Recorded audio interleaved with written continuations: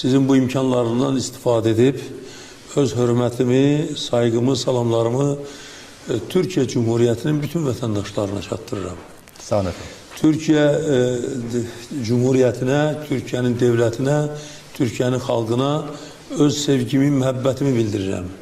Türkiye ile Azerbaycan arasında olan dostluk, kardeşlik əlaqələri sarsılmazdır. Bunu artıq heç kəs sarsıda bilməz. Azerbaycanın devlet müstəqilliyi yenilmezdir, dönmezdir, ebedidir. Azerbaycan ebedi müstəqil bir devlettir. Ve müstəqil bir devlet kimin? Azerbaycan Türkiye'nin özüne en yakın bir kardeş, dost ölkə kimi kabul edibdir. Ben Türkiye'de olarken demişim ki biz bir halk, iki memleket, iki devlet, bir halkıq. Bu sözleri Türkiye'de çok adamlar indi tekrar edirlər. Bu sözü bir daha deyirəm. Bu onu demektir ki bizim halklarımız bir kökten olan halklardır. Biz bir dilde danışan halklarıq.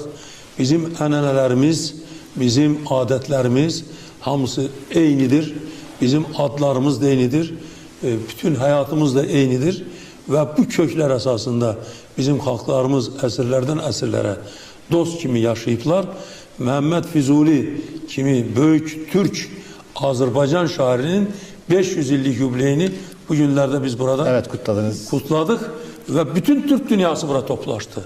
Evet. İlk defa Azerbaycan torpağında Türk dünyasının en büyük temsilcileri Məhəmməd Füzuli'nin 500 illik yubileyine toplaştılar.